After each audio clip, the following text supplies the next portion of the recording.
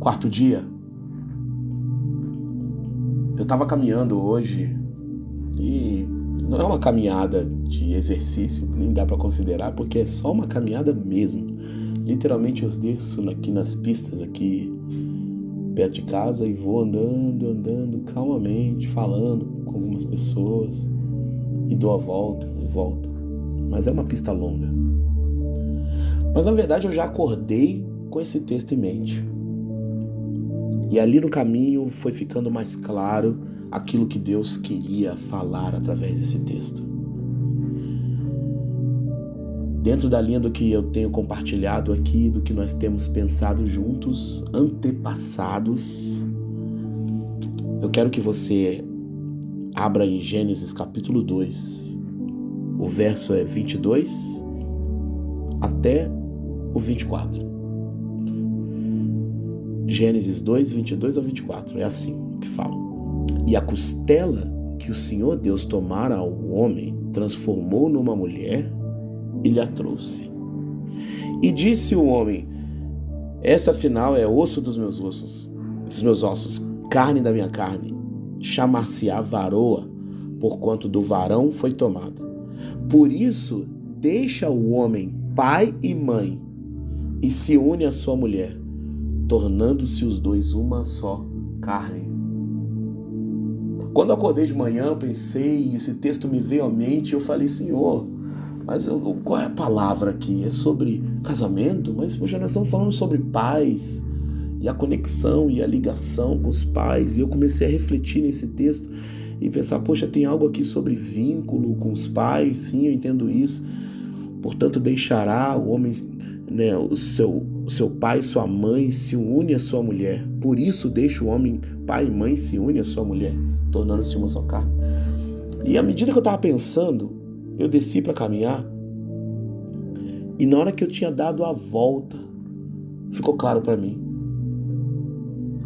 Esse texto, obviamente, está falando sobre a criação, mas a palavra de Deus ela tem revelações práticas para a nossa vida.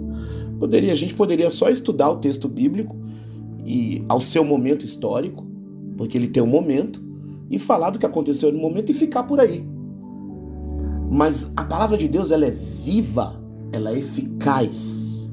Então ela não é apenas um livro, a Bíblia não é apenas um livro qualquer que a gente abre e lê uma história, um momento histórico distante. Cada texto da Bíblia, ele é real em cada momento da história humana. Ele foi real lá para quem viveu o texto, ele foi real para quem viveu depois do texto, os descendentes, ele foi real para aqueles que viveram 1000 anos depois, ele continua sendo real para aqueles que viveram 2000 anos depois, e ele continuará sendo para aqueles que viverão 3000 anos depois. A Bíblia tem esse poder de nos comunicar as verdades de Deus contando histórias do passado. Então essas histórias se entrelaçam com a nossa história. Elas se cruzam, elas fazem sentido. Só que aí depende do modo como a gente lê. E o que eu acredito de verdade é que esse texto de Adão e Eva tem uma série de princípios, uma série de ensinamentos sobre casamento, relacionamento, sobre criação de filhos, que a gente consegue aprender a partir da Bíblia. Mas esse trecho, de acordo com aquilo que nós estamos pensando e refletindo sobre os antepassados, esse texto fala sobre destino. Destino. E destino no sentido de para onde a nossa vida está indo. Para onde nós estamos seguindo, aonde nós vamos chegar. Para onde a gente está indo, para onde você está indo. Ou você é alguém que anda sem destino, que não sabe aonde a vida vai levar você. Você está como o Zeca Pagodinho diz, deixa a vida me levar, a vida leva eu. Porque essa música fala a respeito de você experimentar a vida sem saber para onde você vai, de você simplesmente aproveitar os momentos, o momento de agora. Sou feliz e agradeço por tudo que Deus me deu. Mas será que esse é o ensinamento bíblico? Muito embora esse seja um ensinamento popular que o Zeca Pagodinho passa na música dele, será que é assim que Deus quer que você viva? Deixa a vida me levar, deixando a vida te levar? Será que essa é a cultura de Deus pra gente? uma cultura baseada no presente, uma cultura baseada no momento. E aí a gente vai vivendo, vive o momento, vive a experiência, vive o agora, vive o hoje. Porque essa é a cultura. A cultura hoje, a cultura que a gente vive fora a parte da cultura de Deus, a cultura humana, a cultura desse século, e por isso a gente diz a cultura secular, é uma cultura que te diz, vive agora, vive o agora, experimenta agora. Experimenta o momento, aproveita o momento. Mas a cultura do reino de Deus não é essa, a cultura de Deus é sobre destino. Sai para a terra que eu te mostrarei. Eu vou te dar uma terra que mana leite e mel. Deus sempre aponta o futuro, Deus sempre aponta o destino. Diferente da cultura humana vigente, onde você tem que aproveitar a experiência e viver as suas experiências, Deus está te perguntando para onde você está indo? Para onde está indo sua vida? Para onde você está conduzindo? A sua história começou ontem e está seguindo para onde? Para onde? Diferente da cultura que a gente vive pelo cinema, pelo Netflix, pelas redes sociais, que é a cultura do aproveitamento do agora, a cultura de Deus é: eu sou o Deus de Abraão, de Isaac e de Jacó. O passado importa. A cultura de Deus é: vigie, tome cuidado com a sua vida hoje. A cultura de Deus é: para onde você está indo? E por que esse texto fala sobre destino? Porque ele fala sobre a transição da vida de uma pessoa. Por isso deixa o homem, pai e mãe, e se une à sua mulher. Há uma transição na vida de Adão. A vida de Adão até o momento era uma vida solitária. Era uma vida que estava ali no jardim, vivendo no jardim de Deus, o primeiro homem criado, mas solitária. Era uma vida de alguém que estava fazendo o que devia fazer, no lugar em que ele gostava de estar, aproveitando e curtindo a vida. Ele não precisava trabalhar, ele só precisava viver o propósito de Deus e fazer coisas que Deus ordenava. Mas ele não precisava se manter, porque tudo vinha para ele. Mas há um momento em que Deus percebe que esse homem não está inteiramente feliz. Não é bom que o homem esteja só, diz a palavra de Deus. Não é bom que o homem esteja só. Não é bom que ele fique sozinho. No verso 18 diz: vou fazer uma auxiliadora que seja parecida com ele. E aqui há a transição da vida de Adão. De um estado de solidão, de um estado de estar consigo mesmo, bem consigo mesmo e na realidade da sua vida, para uma transição de uma outra vida. Até então, a vida de Adão estava sujeita a um momento em que ele estava vivendo com Deus, o seu pai. Ele estava na casa do seu pai, no conforto do seu pai, na realidade do seu pai. A vida dele era estar com o pai dele. E como era bom para ele. Mas ele estava sozinho. Deus então traz uma transição. E essa transição é: vou fazer uma companheira. E quando Deus faz essa companheira, Adão se alegra. Ela é osso dos meus ossos, carne da minha carne. Já que eu dei nome para todos os animais do campo, dei nome para tudo, Deus me ordenou a dar nomes, a dar nomes para as coisas. E até hoje a gente faz isso. A gente dá nome para as estrelas, nome para os planetas, nome para as galáxias que a gente descobre, nós damos o nome. O ser humano deu o nome. Então ele diz: ela é varoa, Ishá. Eu sou Ish, ela é Ishá. Chamar-se-á mulher, varoa, porque do varão foi retirado. E no hebraico tem essa semelhança de Ish, Ishá. Mas olha que interessante. Agora acontece uma transição na vida de Adão.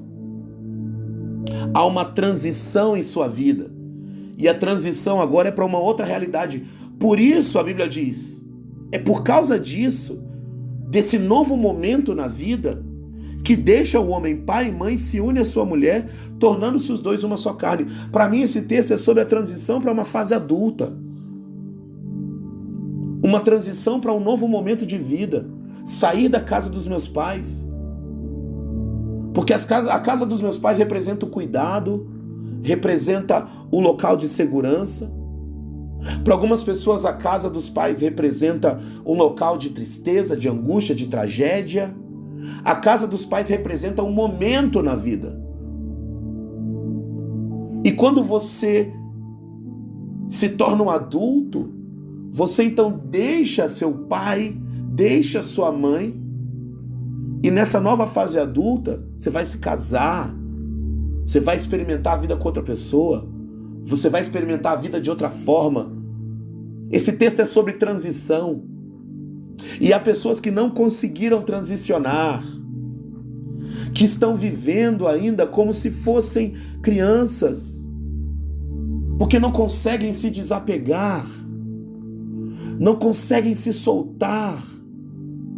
E não é apenas por uma questão de financeira, por uma questão de cuidado, por uma questão de preocupação com os pais, é porque há um vínculo de alma, que não permite você enxergar o seu próprio destino, que não permite você olhar para frente e experimentar a vida nova que Deus pode dar para você, suas próprias experiências.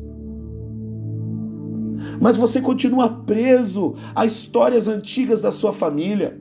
Você não conseguiu quebrar o vínculo.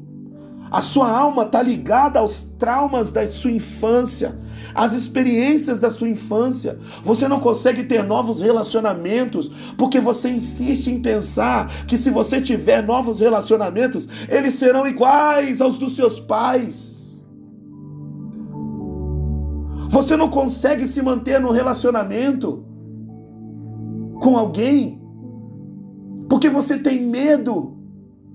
E por que você tem medo? Porque ainda existe um vínculo, uma ligação. Você não deixou o seu pai, a sua mãe e se uniu a alguém, a uma pessoa, ou a sua independência adulta. Mas você carrega esse vínculo e ele é um peso para você. Ele é um peso na sua vida. Nenhum relacionamento dá certo. Nenhum relacionamento vai para frente. Nenhuma conexão com as pessoas. Nenhuma mudança de vida verdadeira. Nenhuma evolução na vida. Talvez você tenha construído a sua própria família. E você tem a sua família. Mas você está o tempo todo se lembrando dos traumas do seu pai, da sua mãe, das dores, das situações, de como era a sua casa, e você não consegue amar a sua própria família. Você não consegue amar a sua própria esposa, porque você carrega esses vínculos com a sua mãe, que te machucou, que te feriu, que te diminuiu, e aí você pensa que qualquer coisa que sua esposa faça para você, ela é uma demonstração disso, da mesma coisa que você viveu com a sua mãe. Não. Você, mulher, se vê num casamento com o sonho de um romance, e os homens também, esperando que alguém vai ser como seu pai, que alguém vai ser perfeito como ele foi, maravilhoso como ele foi. Ah, porque meu pai foi um trabalhador. Ah, porque meu pai foi um homem maravilhoso, foi um homem perfeito. E aí nenhum homem presta. Seu marido não presta.